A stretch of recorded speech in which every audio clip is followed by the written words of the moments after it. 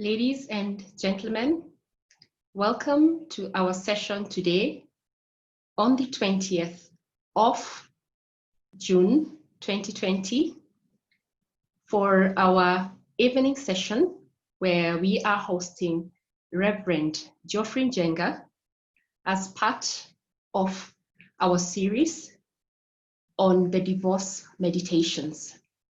This is episode 2 of 3. And the topic for today is divorce, faith facts, myths, and the realities, where we have religious leaders speak to us.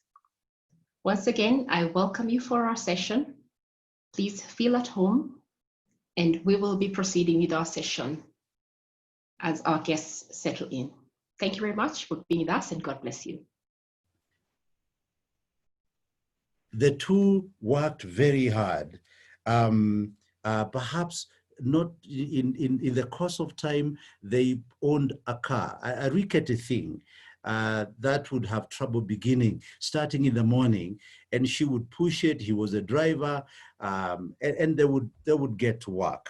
And obviously, it was left on an incline so that in the evening, the guy would just let it slide and start. And that's how most of us began. And I want to suggest that that period is a period of cementing that relationship. And that period, people get very tight with each other. But then gradually the doors begin to open. Let me say this, very few people would divorce in those early years when life is tough, when, you know, they have little in terms of material possessions. So you work hard, but then by and by, many things begin to come into play. And part of that is material possession. Now you move from one car to 2 cars probably. And then you move from the Vono bed to probably an acre. You know, that was very tiny. Now you have a big one. You move from that bed sitter to a bigger place, and you can afford to go and sleep in the other room. And the increase of material possessions, material wealth, often comes with all manner of challenges.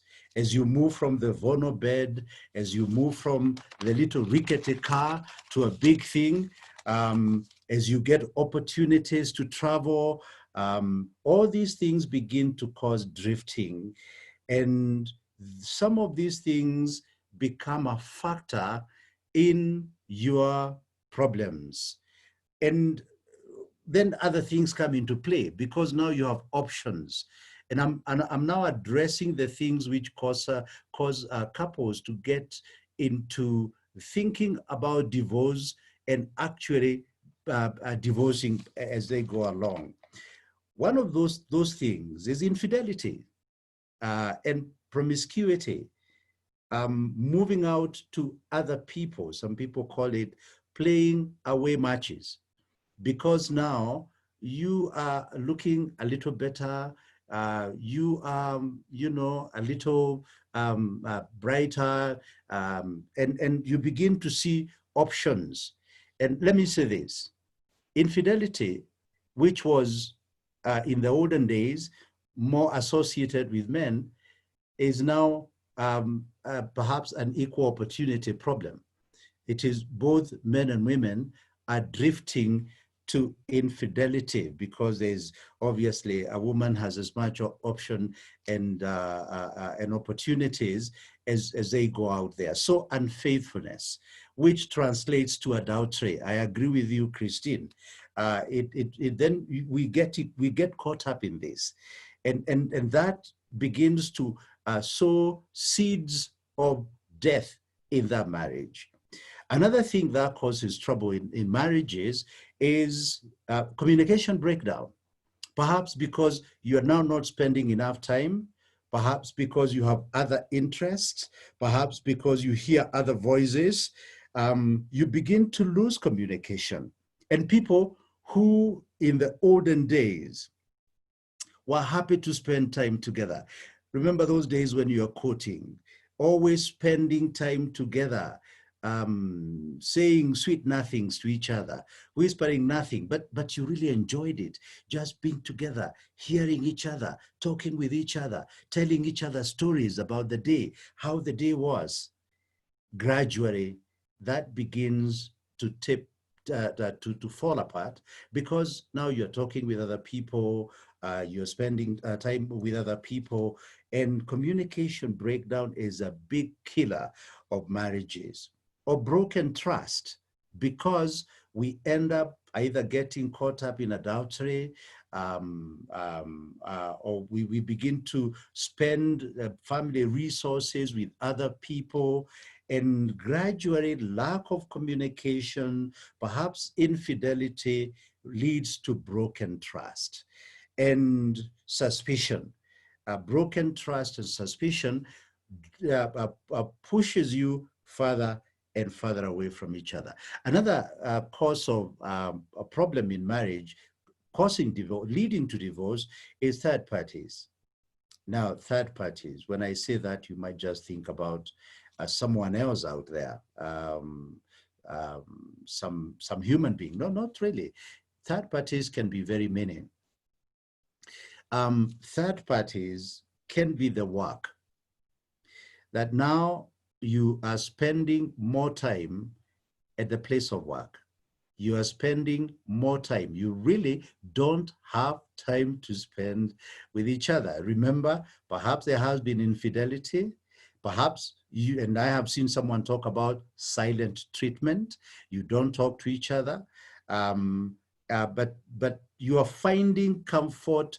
You are talking to other people away from your marriage, or you are spending more time at work. So much so that you really don't have time to spend with each other. One of the challenges that COVID-19 has brought to us is that we are forced to stay at home. And most of us were not staying at home. Most of us were not staying together. One would leave probably at 4, perhaps earlier for some, and come back at 9 when people are sleeping or just about to sleep, or even when people have slept. Now, COVID-19 has decreed that you stay at home, and that has produced all manner of problems, because perchance you discover you are strangers, that you really don't know each other. Some other things which can take you away from each other is leisure, sports. You just want to spend your time playing golf or doing whatever it is that you do for leisure. And you do that alone. You're not together. So that becomes a third party to come between you and your marriage. Or friends. You spend a lot of time with friends. That can also create a lot of problems. Others are spending too much time with their parents. I don't know who is most susceptible to this, that you want to spend time with mom and discussing things with mom, and perhaps even complaining about the things at home, and other people around you. And someone is talking about career and progression. All these things come between you and your marriage, and there are third parties in that regard. Another thing, and by the way, the list I'm sharing is not exhaustive, is disrespect, putting each other down. Perhaps you've heard people make some very cutting comments about each other. A man saying very cutting things to his wife in public, and likewise the woman perhaps shooting back and saying very terrible things about each other. That is lack of respect to each other. Of course, there are things you shouldn't and should never say about your spouse or to your spouse. Another thing that has caused trouble in marriages is alcohol and substance abuse. Again, in COVID-19 pandemic season, the home, because the bars are not open, the home becomes a place to drink. And even before this pandemic thing, Some people simply are in the habit of drinking and drinking too much alcohol, so much so that they have neglected their spouse, and others go into hard things, what we call substance abuse. All these things become a threat to your marriage. And also we do have a problem in when we mimic the Western style of living, where, you know, things, there's little consideration for the other. Sometimes it is just foolish mimic. And we need to be careful about those kind of things. So we now can get into this area of divorce. Now that we see that we began well, we've had serious difficulties and challenges in our marriages, the thought begins to come to you that you want to divorce your spouse, that which began very well, that which you couldn't possibly be put away from, now you want to run away from. And as I think about divorce, sometimes my mind thinks about a bus with people inside who are trying to get out, and those who are out trying to get in, and they are all crowding at the entrance. Some trying to push to get in, and others trying to get out. And you know that's how it was even for you when you fell in love with this guy, when you fell in love with this girl. Nobody, including your parents, nobody could stop you. You were dead serious, and you were going to do everything you needed to do to be married. And that's how most of us begin. And then, of course, things do change if you do not take care of your marriage. Now, I'm going to repeat that because it is important. Marriage is very delicate. And let me say this. We should be careful about love. We all say we got married to so-and-so because we fell in love. Love is not a feeling, and I think we need to remember that. Love is not about feelings. Of course, feelings are involved, but love is a commitment. You see, when you stand before the priest and the congregation, and of course before God, and you say, all that I am, I give to you.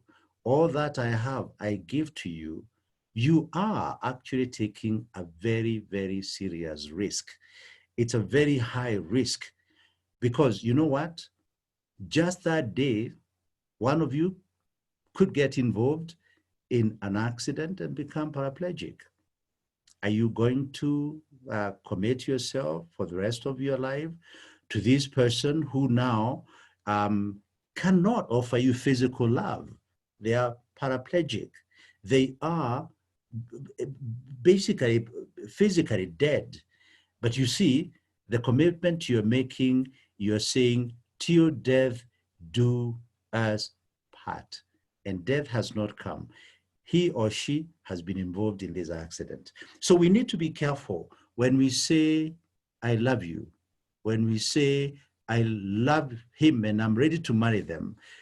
You need to understand that love is not a feeling, but love is commitment to be there.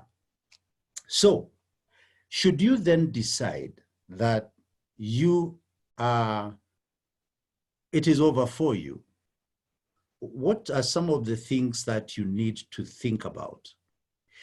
One, we need to be careful as mediators to remember we cannot grant anybody divorce. You cannot. It is not allowed in this jurisdiction, in this country. A mediator cannot grant people divorce. But let's understand this, that should you want to even think about divorce, that it's a personal choice, that you decide. Just like you chose to get married, you can choose to be divorced. And I am a priest. I would want to do everything I can to help a couple not to divorce. But I am realistic enough to know that they can choose. And when they choose, it is their choice if they want to divorce. What are the biblical perspectives about divorce? Remember, the two shall become one. Marriage, from a biblical perspective, is permanent. It is not something you get into today and jump out tomorrow. And we should remember that God has put you together. And the Bible is clear. What God has put together, nobody should separate. That we come in to stay. Now, why is this important? We ought to remember that this togetherness in marriage is much, much more than physical. The marriage togetherness, from a biblical perspective, is spiritual. And when you declare that I do to that individual, the heavens say, we agree. The heavens say, we agree. It is no longer two, and this is the mystery of marriage. It is no longer two, it is one. So 1 + 1 is not 2. The biblical mathematics is 1 + 1 is 1. You become one flesh. And it is a mystery that would be difficult to explain within this short time. But I think we can at least take it for now that indeed that togetherness is ordained. It is ordained by God. It is set apart by God. It is a special thing before God. And therefore, when you come together, it is much more than physical. It is spiritual. And nobody should separate that oneness. In fact, nobody can separate that oneness. So we need to consider that if when we are angry at each other, when we think we've come to the end, when we think that it's over, we need to remember the commitment that we made if we went through that ceremony of getting married, coming together. You created a oneness, and the Bible is clear, nobody should separate that. Another thing to remember when we are married is that marriage is also not just a contract between the two, and not just a contract ordained by God himself, but it's also a social contract. It has serious social implications. More often than not, when we get married, children come. There are children in that marriage. You're falling apart. You're getting into divorce will inevitably impact those children very, very seriously. And although we will be talking about their custody and we'll be talking about their maintenance, we need to remember that children are to grow within the context of that marriage. And when, therefore, we dissolve it, we deny them that chance, oftentimes we disorient them. So that's a social contract. Again, you bring in your parents, and they are also in this social contract. You bring in your siblings, and they become part of this contract. You bring in your friends and neighbors. You know, in the African context, and I think it is true the world over, wedding bring very many people together. That's a social contract you're making. You bring in friends and neighbors and relatives and everybody to come and witness this great thing that is happening. But having said that, it can come to a point where you decide that this marriage is not worth keeping. And there can be very many reasons for that to come. All I can say is that marriage should never be taken lightly. And the Bible is clear about that. It should never be taken lightly. In fact, the Bible says God hates divorce. And as a priest, I would not want to take this lightly. And even though I have been involved with people who are either coming out of divorce or they are planning to get into divorce, my first port of call will always be, what can we do? Or is there anything that we can do to help this marriage not to be dissolved? So as a priest, I will always encourage the couple to consider not dissolving the marriage, because I know there are huge implications. And I'm not in any way suggesting that the reasons you bring to the table are petty. No, but I would be willing to help in reconciliation. And that is what mediation is about, really. I will go out of my way, and I've done this over and over. I'll go out of my way to help the couple to reconsider and see whether indeed we can build it. I always will begin there. Is there anything we can do? And should they be willing then to reconsider? I personally believe nothing is impossible with God. And if we are dealing with believers, people who have a reference to God, they believe in God, they have walked with God, it is perhaps very necessary to remind them that our God is able to do abundantly, exceedingly, much more than we think or even ask.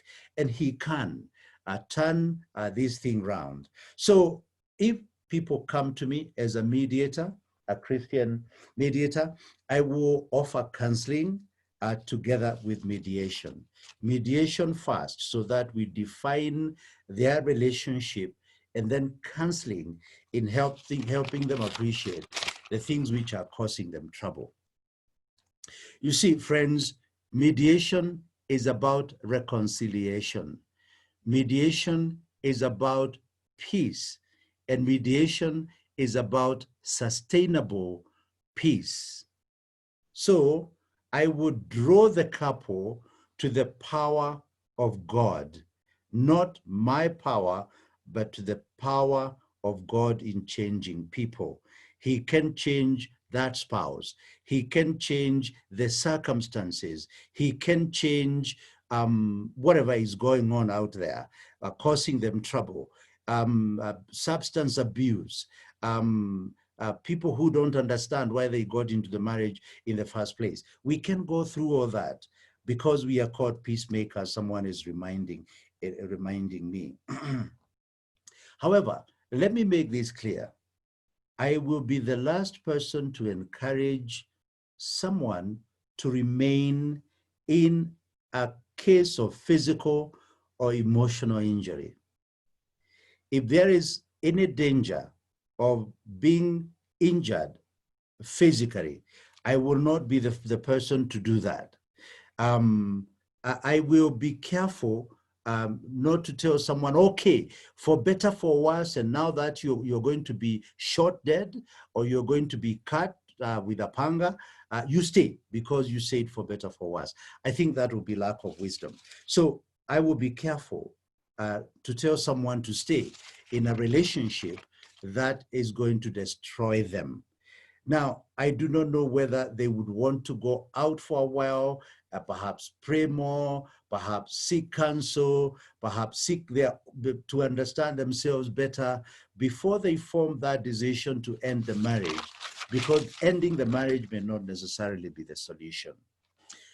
But now, and as we now come to the tail end of my talk, if the decision to go through divorce has been made, there's nothing I can do about it. And perhaps nobody else can do anything about it. The couple has decided to end the marriage.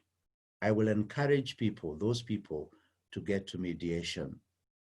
I will encourage them to voluntarily come to the table and we discuss what are the relevant issues in that situation. You see, if a couple has decided to end their marriage, there are only two things they can talk about. There are two things they can talk about. One, children. If they were blessed with any children, they need to determine what will happen to those children. And the second one is the material possession, the properties they have made together. And you know, people spend many years in court fighting over those two and painting each other black so that they may take advantage of the property or they may have their way on the children. But you know, they can talk about these things. I would want to encourage them to understand now that they have made that decision, even though they have made that decision, life has not come to an end. Tomorrow will come. There will be a new day tomorrow. And I will encourage them not to carry bitterness and anger. Yes, Malachi 2:15, God hates divorce. We've talked about that. But you know, if you choose not to remain married, God will not force you to remain married. It is a choice you have to make. And you know, choices have consequences. And we talked about the possible consequences that you will go through. So they can talk about children and they can talk about material. What do they say about children? They can talk about the custody of the children. They can agree on maintenance of those children. They can talk about access. And on all these things, they need to discuss those things openly to decide who keeps the children. If they are minors, they are likely to be with the mother unless the father can show reason that mother cannot keep those children. They are not safe with the mother. But then the father will ask for access.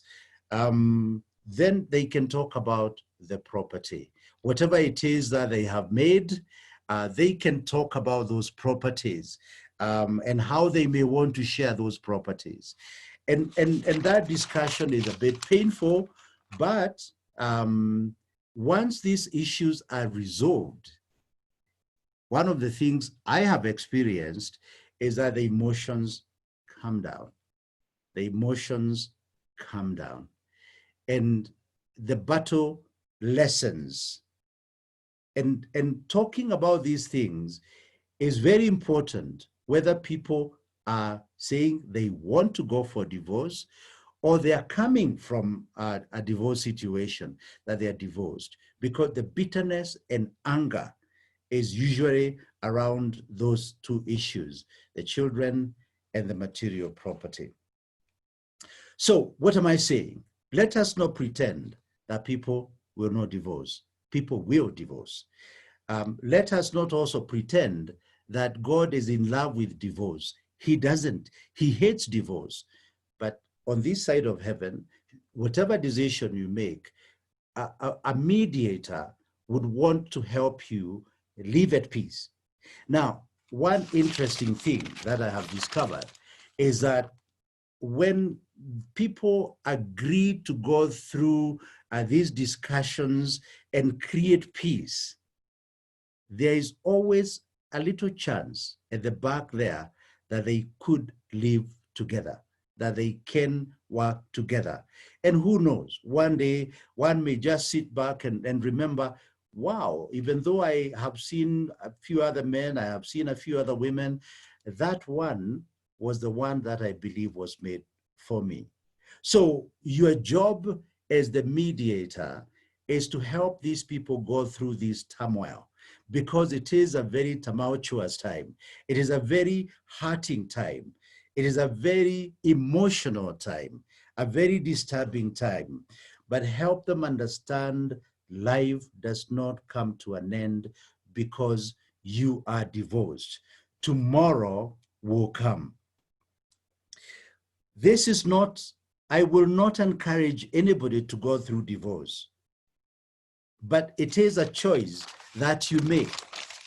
And once you make that choice, then you need to look for the best way to live at peace with each other, even though you may choose to go in a different way.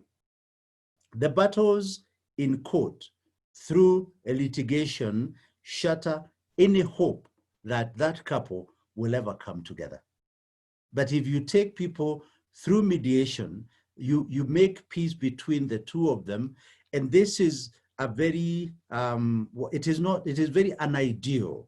It is not the ideal thing, but by helping them make peace with each other somewhat, you create a seed that somehow either they will live at peace with themselves or with each other, and hopefully this thing can be mended at some point, somewhere down the road. I think I would want to stop there. It is 9:45. We have 15 minutes. Wangari, I think I can take questions now.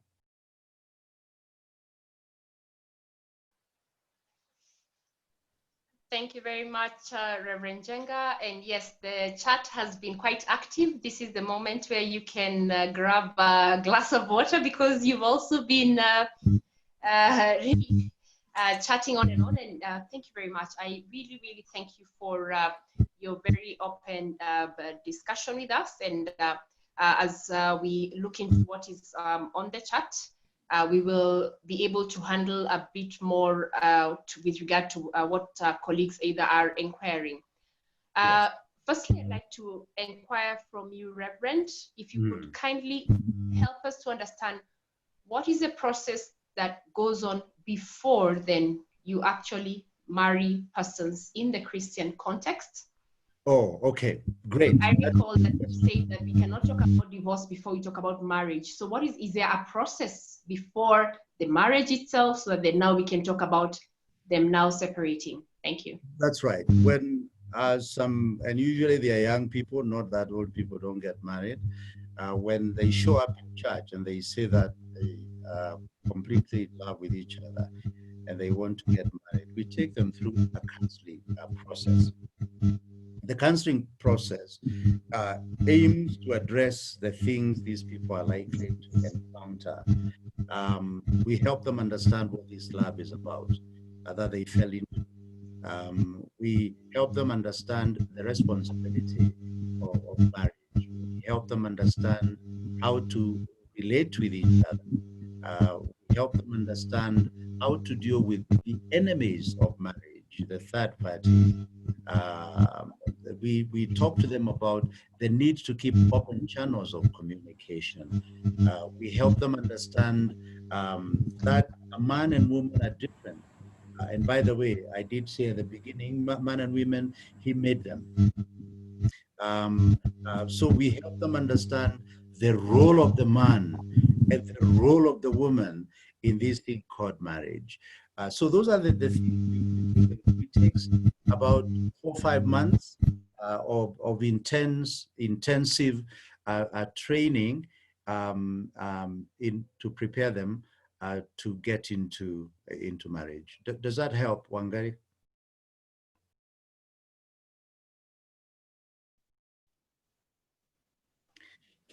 It certainly helps. Yes, it certainly helps when we do understand where this journey started, so that we can be able to connect, okay, where then it moved on to, and where else it's heading. I would also like to make an inquiry, because today our discussion is with regard to the Christian marriage, and as mediators, our intention is to understand, what is the promise, what is the protocol of a Christian marriage, from the way Christian marriages are designed by, the person who designed it first, and you say it is from God. So with that, you have talked as a mediating priest. That's right. So are we able to say that all priests are mediators? In a way, or is it a speciality? Is it something that is part of your training, regular training as a priest, as you're being prepared then to become the minister to administer the marriage sacraments? The calling of every Christian is to be a peacemaker. And of course, when you are a priest, then you are a step higher, because then you are trained in very specific things. I said every believer in God is a peacemaker, and you could make peace with that couple, or you could help that couple out there who you know is going through trouble by just helping them through the scripture. But then the priest is trained especially to be able to minister to people, to be able to preach and to counsel and to marry and even to bury those who die. So there's special training that you go through to become a minister of the gospel. Now, that does not necessarily make you a trained mediator, because that is a profession. And most of us have been through that training, and we are not priests, but our calling then is very closely related to what a priest does, making peace. The advantage you have when you're a mediator is you're professionally trained. You understand the process better. I have trained priests to become professional mediators, and some light bulb goes on in their head. They say, yeah, I now can see it better. I can do it better. So I would encourage every priest to become trained in mediation, because then they are able to pick their training as priests, their walk of faith, anything that you have picked from the so-called University of Life, you are able to put it in the mediation process, and you can become a very effective mediator, because you have a lot of background knowledge and information that you can bring to the table. Thank you very much, Reverend. I will run through what we have on the chat, and to allow responses and from you. Some of them are comments, some of them are questions. And starting us off is that, okay, yes, I can see that Christine and Kimutai wanted to sing, and we will allow them to sing in a short while. I see Christine keeps saying that material wealth is sometimes a snare. Infidelity creeps in, unfaithfulness translates to adultery. Christine also points out that communication translates to silent treatment, suspicion, mistrust, then slaps, and finally cruelty. She also points out third-party interference. Let me say something about that silent treatment, because it's a and please explain to us what silent treatment is really. Well, it's when you refuse to talk to each other. You know, you begin to behave like two cars parked in a garage. You know, two cars parked in a garage, they don't talk to each other, they don't even touch. And it's a terrible thing to do in a marriage. Now, the biblical position is this: we are told not to let the sun go down in our anger, that we should be careful not to go to sleep when angry. So that is a biblical injunction. So if you believe the Bible, don't allow yourself to go to bed while you're still angry. And you know, the Bible allows you 12 hours of getting angry, which means what? If you want the full dossier, if you want to enjoy anger for 12 hours, then you get angry at 6. You have up to the next to 6 o'clock to get angry. But then if you get angry at 4, you must not be angry beyond 6.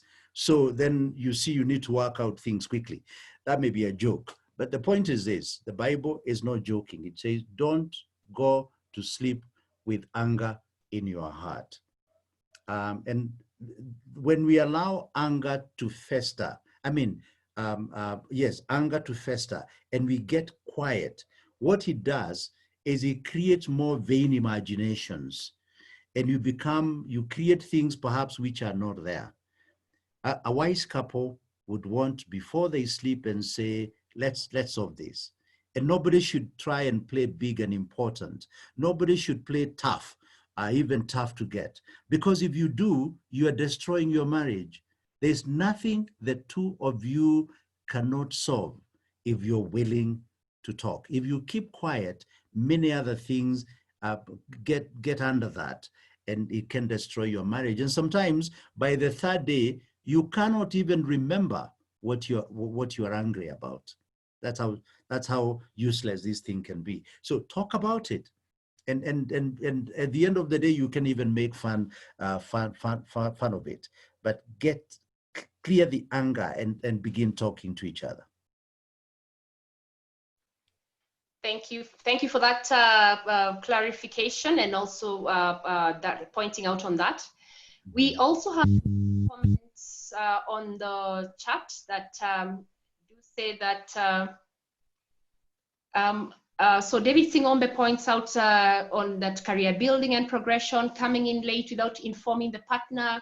These are some of the factors that contribute to divorce. Comparing your lifestyle with friends' way of living. Susan Wendo points out social media excessive usage of mobile phone is unnecessary. And one of the things we point out today is that we are understanding how the Christian marriage is designed by the persons who practice Christianity. Kimutai Cherono indicates that if a mediator with such strong views on the sanctity and permanence of marriage is asked to mediate upon a divorce, upon the divorce terms and settlement, how do they attend to the terms and conditions of the divorce and not engage in reconciliation efforts? I would like to invite you, Reverend Njenga, if you may comment in that particular area. So a mediator has been invited, as a mediator, someone is invited to now work through with a couple that has divorced or intends to. So how do they go about it? And yes, they are aware, they practice the Christianity, and so they are aware of a couple of things you've mentioned to us and do honor them themselves. Thank you. Okay. Like I said, it is not for me to decide whether the marriage will remain or die.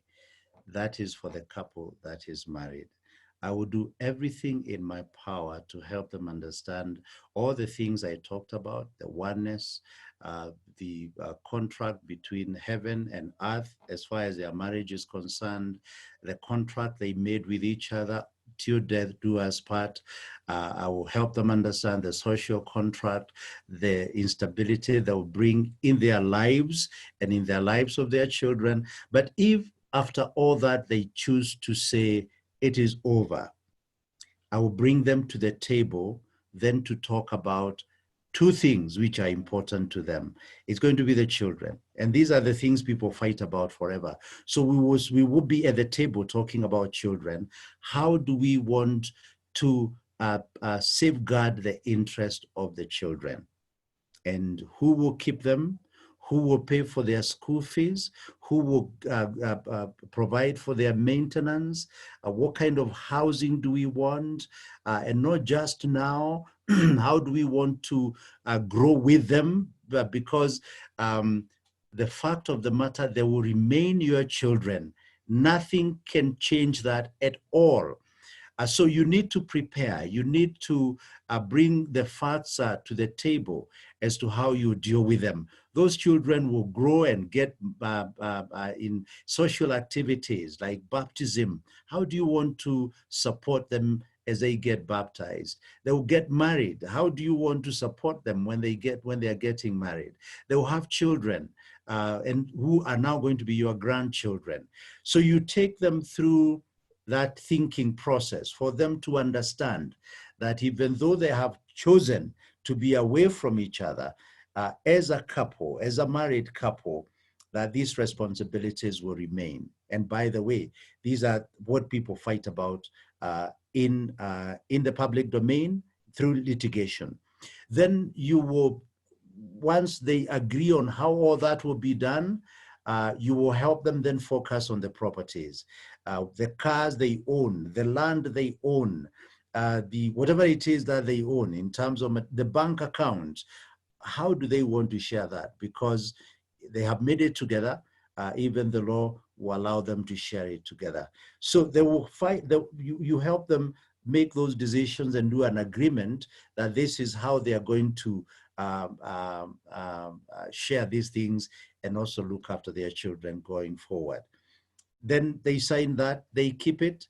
Like I said, once they go through that, the emotions which the reason why people end up fighting forever simply come down, and they are able to think a little more clearly. And that time of separation sometimes may be useful for them to reconsider the things which they like about each other, why they fell in love with each other, what is important about the other, and things could change. It has happened, but you're helping them to somehow live at peace with each other, having helped them to appreciate the implications of their decision. There's something that we said about comparison, in the things which are causing trouble in marriages is comparison. That we are always wanting to be like so-and-so, the other guy. You know, you look at across the fence and you think the grass is greener there, and you want it because you're comparing it with the barren grass in your patch. Now, what you may not know is that that grass could be growing in the sewage, and you want to go in there, and you're likely to get up in that mess of the sewage. But the choice is yours, really. But comparison is a big, big problem in this very impressionable age that we want to be. If somebody went to school with me and they have a car, I want a car. They buy a house, I want a house. And I can begin putting a lot of pressure on my spouse. How come we don't have a house? How come we don't have a car? And if we have a car, ours is rickety. Ours is an old thing. How come we cannot get a big one like them? The other one is social media. And we need to be very, very careful about social media. The social media will not help your marriage. It doesn't matter how many messages that you receive in the WhatsApp group. It is simply, by and large, a big waste of time that should otherwise be spent talking to each other, talking about your future, telling stories to each other, enjoying each other's company. Everybody is on the phone, scrolling and sending messages and receiving messages. I think it's something a couple needs to think about very seriously and decide that we have special time. When we keep away those things, I'm not saying that we become hermits. I'm simply saying having a sense of priority and using these things well may help, or will help, I should say.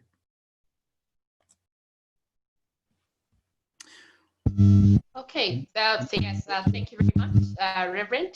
We can carry on to see what we have on the chat. Yeah. And we have comments with regards to love is oneness and reconciliation, which you have pointed out as you've been going on, and also that we are called to be peacemakers.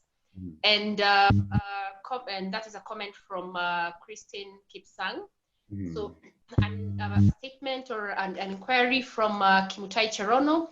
If a couple is on the cusp of divorce and is actually using the arguments about money and the children to continue the pattern of strife in their interactions, would it not be a better service for the parties to enable an amicable, considerate agreement regarding the division of assets and duties?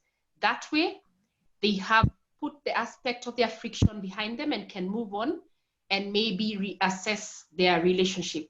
Wangari, I know that Wangari, I did not get that question. I did not get that question clearly. Please repeat that question. Okay, I'll go on that again, and also adding my comments on that. I know that today we have on call Christine Kipsang, who has been with us on episode 1, and she took us through the law and divorce. And this is an inquiry that I will also put through to her with regard to this comment, and also a number of legal questions that I've seen here. And also we have Phyllis Wangwe, who is a commercial lawyer, and also there's some inquiries that relate to the property, in as much property of the couple, in as much as the aspect of the marriage assets, which includes the properties, and also deeper insights into the children, and also relationships will be a topic we'll be tackling next week. Right. So let's review again. If a couple on the cusp of divorce is actually using the arguments about money and the children to continue the pattern of strife in the interactions? Would it not be better for the parties so as to enable them to have an amicable, considerate agreement? Would it not be a better service to the parties to enable an amicable, considerate agreement regarding the division of assets? That way, they have put the aspect of their friction behind them and can move on and maybe reassess their relationship. So, Reverend, better that we sit down with the couple and go through the issues of dividing the assets, duties around the children, and then we can come back, or the couple can now go back to the church and now start discussing the issues of is this marriage something we can continue on with, or we close it? Well, so, yeah, I think that would be a plausible approach. You see, one thing that we must remember is marriage is not about children.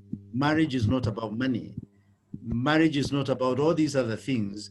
You come together because you love each other. And when you say, I do, you are saying, I do to that individual, for better, for worse. Children may never come. You may never make money. And again, you may have many children. You may have a lot of money, but we should not confuse things.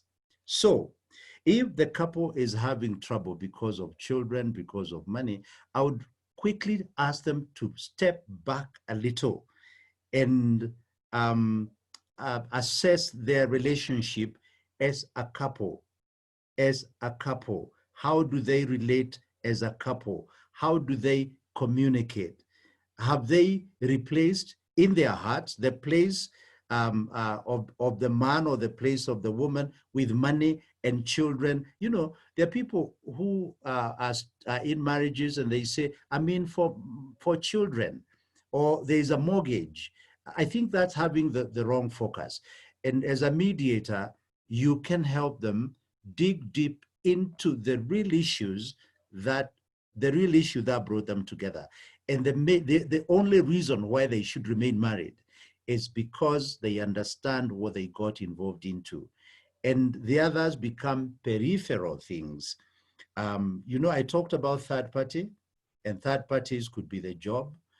Third party can be the children themselves. There are people who are put asunder by the children. It could be the friend. So yes, I would want to sit down with them and try and take them deeper into the reason why they got involved in marriage in the first place. If they sought that and they accept to then work at that, it is very possible that you solve all the other problems that are in the marriage.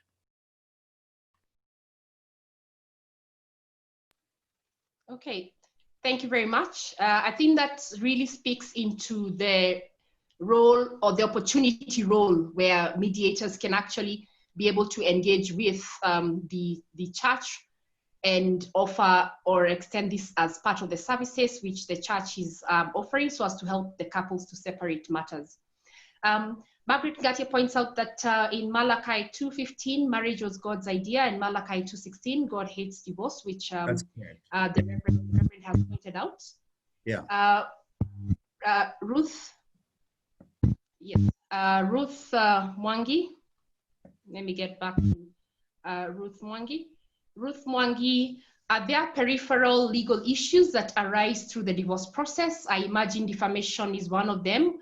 Which others do arise? I've pointed out that we'll be inviting Christine Kipsang to give comments, and also Phyllis Wangwe from the legal perspective. From Kimutai let me Wangari, someone has said something which is critical and it is important.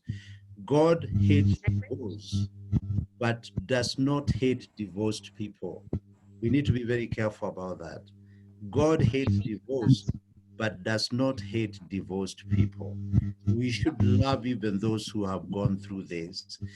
For whatever reason, my mind is not to condemn, it is to love. Let me also say this. Mediators have a big part to play, because the divorce rate is spiking, it is going up, and litigation is not the place for family disputes. Litigation is about win-lose outcome, as we all know, the mediators. And once a family has been through that, the disputes become aggravated. The people become more agitated. So we should encourage people to go to mediation, because mediation is about win-win. Whether we are talking about children, whether we are talking about property, whatever it is, people can negotiate for their interests, and everybody can be a winner, even in that very untidy environment and situation. So we should encourage as many people as possible not to go to litigation, and more so family matters, and that includes marital matters, succession matters, anything that involves the family business, where I spend quite a bit of my life. It needs to go to mediation, not to litigation.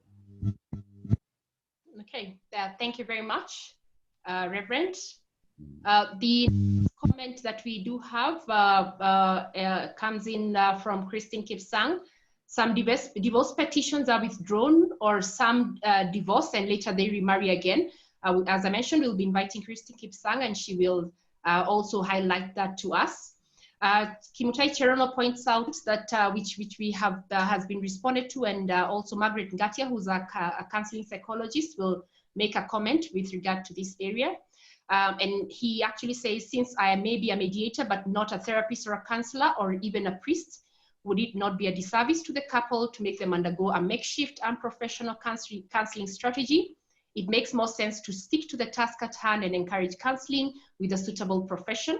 This actually points out to the multidimensional context of mediation, which probably points out that several professions or several players could actually be able to provide services together and add value to the couple and also to other persons who need the services. That's correct. Christine Kipsang says, I think if unfaithfulness and mistrust was stressed during counseling, this should reduce the divorce petitions. David Singombe, how do you handle a case of two young people who come from different faiths and want to get married in the church? That I will be bringing to you, Reverend. Allow me to continue to run down. Jennifer points out a good presentation, Reverend. The church must never force people to stay in abusive marriages when they then officiate in their burial. I think this is now saying this is two-edged. Rupert Lipton puts in, thank you for your wise words and insights, Reverend. I would be interested to know if your approach differs when you are undertaking family mediation in a court-annexed mediation setting, where your role is fairly strictly to mediate and not to counsel. In what circumstances will you still be trying to explore if a marriage can be saved? That is to you, Reverend, and I'll come back to you. Counseling is a different ballgame altogether, is what Christine Kipsang points out. Ruth Mwangi points out that kindly comment on customary marriage and also youth marriages, which may not be Christian per se. This is now where we have Christians who now are in, we have civil marriages, and also we do have the traditional marriages, which come with different titles and names based on the different communities that we do come from. Allow me, Reverend, first to be able to make a request to yourself and also to the peers on the call. It is now 10:15. I make a request that we do add in another 15 minutes to this call. And that request comes in because even as we ran the last session, we noted that there was need for more and more, and we hosted a second session. However, on this topic with regard to the religious leaders speak, we will only have episode 2 of 3, and then the next session will be on the marriage assets. And so my request is that we do add in the 15 minutes to be able to conclude on this conversation. So I'm hoping that we are able to get onto the chat to say yes, yes, yes, and so that we can be able to proceed on. So allow me to invite mediator Margaret Ngatia, who's with us, and she is a counseling psychologist, to please give us, from the context of how professional experience as a counseling psychologist, the experience with dealing with Christian marriages and divorce. Kindly, Margaret Ngatia, if you may add in your comment as a counseling psychologist in the 2 minutes.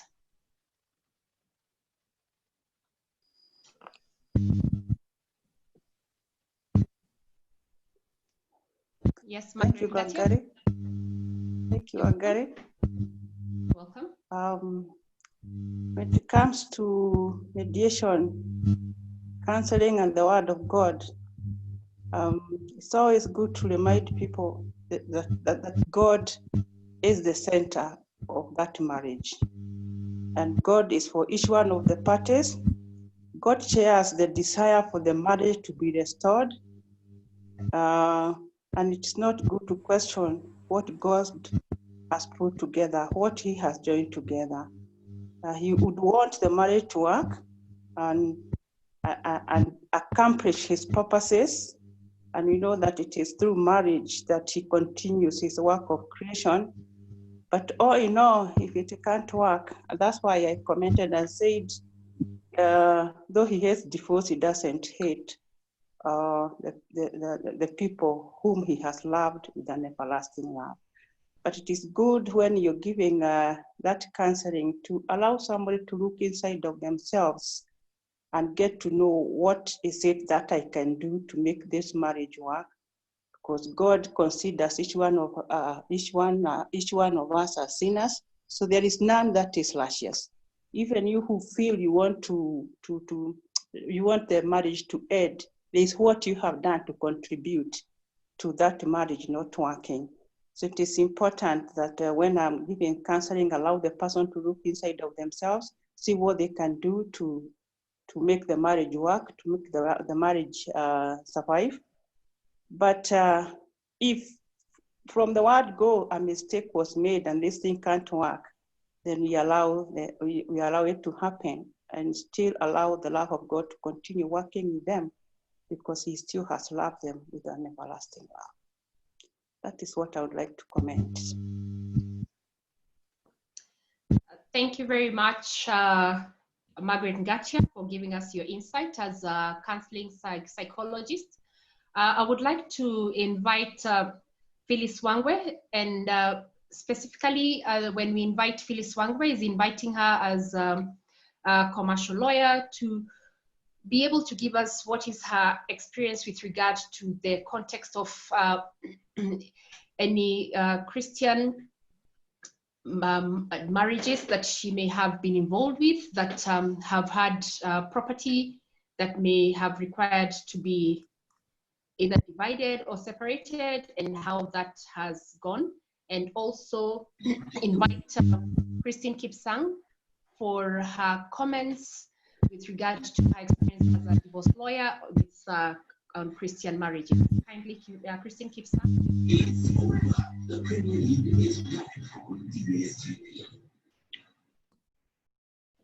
Thank you.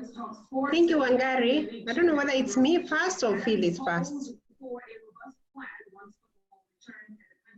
Warning against adopting a one-size-fits-all approach, as some leagues across the world, who was addressing players at a special luncheon hosted by sorry, I think it's me. But what I would like to say is that when it comes to divorce, that's why I made that comment. Maybe Reverend can be able to answer. When it comes to divorce, you find that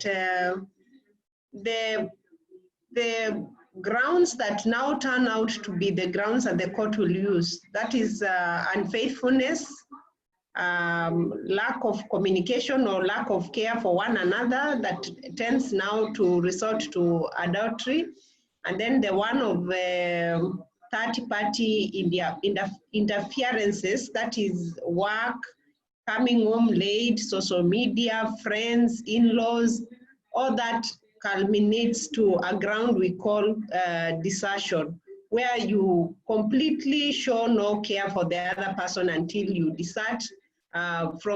You start with the small bed is talked about, or the big bed that there is. You desert that bed, you desert the sitting room, you desert the dining room, you desert the house, you go to the bar, then now you actually desert to the other woman or the other, you know, whatever it is. People like calling it kashungwa and all that. So I wanted the Reverend to ask, before I comment on the issue of divorces in court and all that, to actually confirm if the religious leaders get these cases, because there are so many. If you go to Kenya law reports, you'll find all the manner of divorces from people who have names, Christian names, John and Jane, and you know what have you. And if you see the kind of things people say in divorce matters, you will know that counseling is a different ball game, because the things that they come to outpour in court, if they were shared or communicated to during the counseling session, you'll find that the people are careful to be faithful to one another. Because we have seen couples, one or either lady or a man, they endear themselves so much to the religious leaders. But when they are at home, they are different animals. But when they step in and they come to church, Reverend, they greet you well, they bow, they show you respect, they show a manner of things. But when they get home, they're different people. So what I'm saying is, if these issues were, I mean, the religious leaders were to look at the Kenya law reports and see the kind of things people pretend, because I know some people pretend. They come with one car, they look very nice, they're smiling, but back there is a different thing. Because when we get them as divorce lawyers now, when you are listening to the stories or the horror movies, as sometimes we call them, you are so bombarded with so much, and everything is urgent, and you have to protect somebody before they are killed or they are maimed or they are, you know, they are already having P3 forms. So I really want to understand whether the religious leaders really take care of the issue of communication, the issue of explaining unfaithfulness, which is number one. I said unfaithfulness is number one, cruelty, desertion, and these are things like substance abuse or whatever. Because actually, if I may say, when it comes to material wealth and children, there's somebody who asked about that question. It is a thing that can be dealt with very easily, because the law is providing for it. Because like in children matters, you find there are three issues that court always look at. The issue of custody, whether it will be joint custody, single custody, or it will be a custody that is quite like shared in terms of who has how many days of the week with the child. And then there's the issue of maintenance and access. How accessible will you be? If the other party is not available, then you can be given limited access. If you are there, you can have limited and unlimited access. So the issue of parental responsibility can be agreed upon. It's already provided in the Children's Act. Parental responsibility is catered for, and you can be able to get all the issues written there, and as you said, friction can be reduced. When it comes to matrimonial property, the same thing. You can also have an agreement, because you know, you find that people are not fighting over all the properties. You can say, I'll take the property in Kasarani, take the one in Langata. But you may find the property that is causing a lot of trouble is the one in Karen. Because everybody thinks Karen is, I don't know, it's just, they think Karen is the in thing. So you may find people will not be fighting over all the properties, but you may find one property where somebody contributed so much, they say this one, I must get it. And this one, you will not get it. So, you know, it becomes a fight. So I want to hear Reverend in terms of preparing the couples, because these young people, they think that, okay, let me use this word, but forgive me, sleeping around with everyone is adding value to their CV or to their lifestyle or whatever it is, in such a way they hurt the other person and the other person expected faithfulness to the end. Yeah, thank you.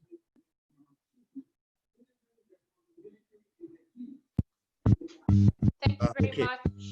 Yeah, thank you very much, Can I Christine, respond? for your remarks.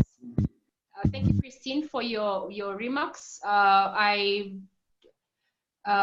Phyllis Wangwe, we have not got her to unmute. Are you unmuted now? You can speak, Phyllis? Yes, I'm unmuted. Thank you very much. So kindly, you can give us in 1 minute what is your experience with regard to now the area of the division of property, which has also come in as an area, whether it's a Christian marriage or it's in any other light. What is your comment or take? Thank you. And then we will come back to you, Reverend Njenga, kindly. Thank you very much, Wangari and Reverend Njenga, for your wonderful presentation. It's really got to the depths and well captured by all of us. So my experience has been interesting in mediation when it comes to division of property. There are times some couples come and the way you discuss with them, it is so easy till you even wonder why are they even divorcing in the first place. There are those who have come and they say, I'll take this, and that ends very well. However, there are some instances where it has been so tricky, so hard, and till sometimes there's exchange of names. And sometimes when it's been complete, when you've not been able to reach a good conclusion, then occasionally we've had to refer the matter back to court. Because you find there's some who totally refuse to just agree. Sometimes they're all going for the same thing, and sometimes they just become irrational. Yes, that's what I have found. And when it comes to family succession, because you're talking of family matters, the challenge I've usually found is when they come with a third party, which sometimes you cannot totally stop them. They come with a friend to the mediation. Maybe it's a cousin or maybe a child to a child. And you find that you may be making a lot of progress, but at some point you find the mother just going back and saying, no, I don't want this. I want more than that. The other issue I've also found being a bit tricky is whereby there's division of property. There's an element of succession, but there is another lady who was there in the background. And she now comes to the forefront and they're both claiming to have been spouses of the deceased, yet one was on the records, another one was not on the records. Those are instances that are found to be interesting. And there's one of them, again, whereby she was accusing a marriage she had walked out of the spouse. She was accusing him of bigamy and wanted the man to clearly state whether the woman he was with right now was his wife or not. Yet she had actually deserted him. She had actually deserted him for about 10 years. So those are the issues that come. And many times when you find you completely can't agree, then you have to let them go back to court. Yes, because here's a succession matter and there's a bit of division. So one lady walked away and deserted the man for 10 years. But when she came back, she was accusing him of bigamy, and in the process, the man dies, and now the two ladies come to court, and they're fighting for the division of the property that had remained. Those are some of the cases that are interesting, and sometimes we just have to refer them back to court when we cannot help them agree. Thank you. Back over to you, please. Thank you very much, Phyllis, for your remarks and for sharing your experiences with regards to how properties are handled, or yes, what becomes of properties that are owned, and sometimes what's been your experiences on what has been the easy ones, and also with regard to the ones that have been a bit more difficult. Reverend Njenga, we are coming back to you, and I know we have 3 minutes to our designated closing time. We had the inquiry with regard to mixed marriages Yes. and also youth marriages, and also the inquiry on the Kamwiste, or as it was indicated, marriages per se in the inquiry. And then the other inquiry was now when practicing as a mediator, or as whether it's at the courts or in private practice, and for yourself who is in the profession that brings together the couple, how do you take them through the mediation process. So kindly, Reverend, yes, you have kindly 2 minutes to help us wrap on that. Thank you. Thank you, Wangari. Let me begin with Christine and the horror stories that you will hear, and say this: those horror stories are mainly instigated by the win-lose litigation process. And I have learned over time that facts and truth are different. And the court is only interested in facts, not necessarily the truth. And they are trying to paint each other as dark, as black as they can possibly do, so that they take advantage. It is not for lack of learning. It is not for lack of knowing what needs to be said. They give those horror stories to take advantage. Growing in marriage is not about the things you learned in 1920 when you got married. It is a day-by-day learning, moment by moment, and a commitment to grow together. So if the couple is not committed to growing together in daily experiences, it doesn't really matter what you learned, because marriage is dynamic. Things change. You must be willing to change. Children come, we grow older, we go through sicknesses. You must be willing to go through all that.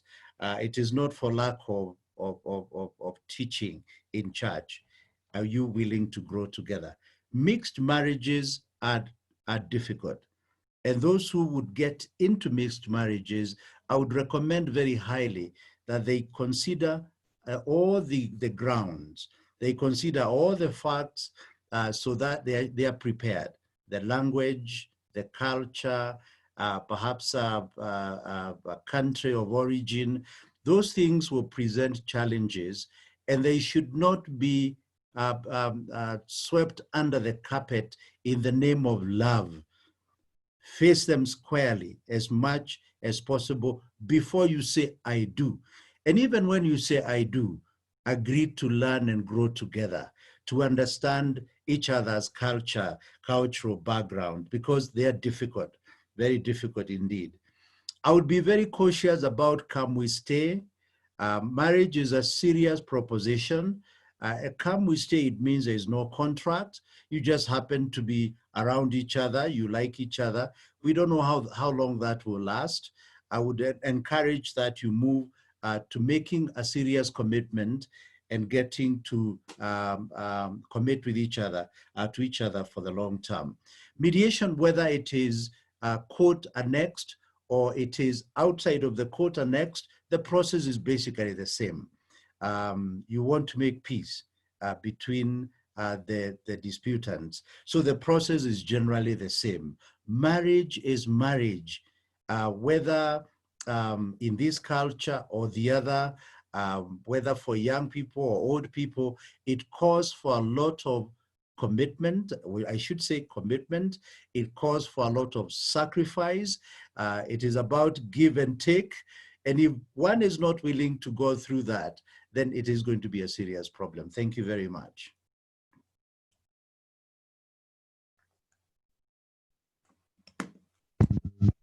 Yes, thank you, Reverend. Allow me to also add on to the inquiry that was with regard to how do you mediate? You're a priest, and so now when you're at the court and the court has referred to you a matter of a couple that has divorced or intends to divorce, so how do you handle the mediation? Do you take them through counseling or you mediate? At the end of the day, the couple will decide what they want. It is not for me. For me, I will recommend, if they are not divorced, I will recommend very highly they consider not going through divorce, but it is their choice. If they still want to go through divorce, we can talk about the material. We can talk about children.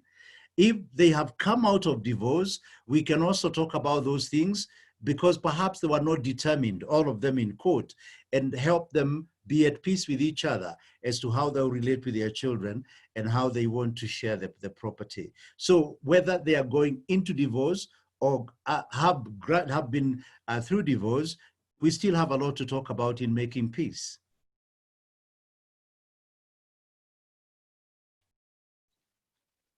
Thank you, Reverend, for that remark. Allow me to just pick on the chat. We have a comment from Andrin Kamunde. Prior knowledge about marriage and the family should be made a requirement before making a decision to even start dating. And this needs different professionals, such as counseling, spiritual, and medical.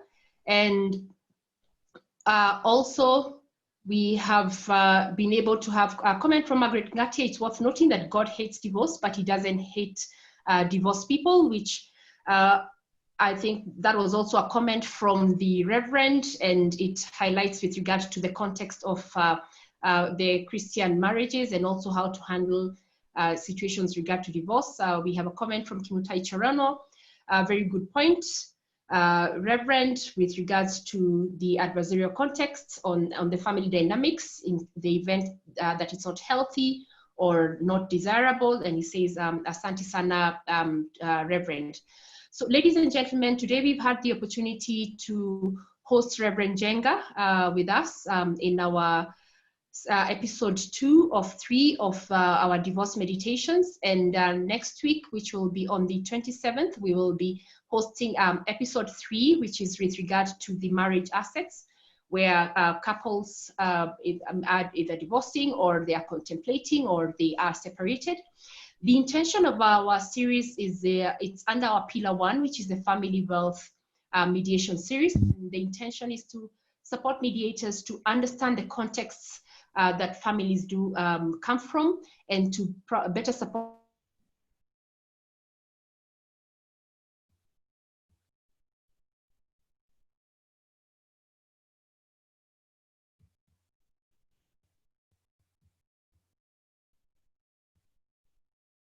symposium, which is coming up on the 25th of June, and it is a full day of mediation. And on this particular day, we have the opportunity as mediators to spend time together and be able to learn from people from various professions. We are delighted to let you know that our keynote guest speaker will be Ms. Shanti Abraham, who is from Malaysia, and she is a CME-certified mediator, that is the Singapore International Mediation Institute, an arbitrator and also an adjudicator. And our highlight topic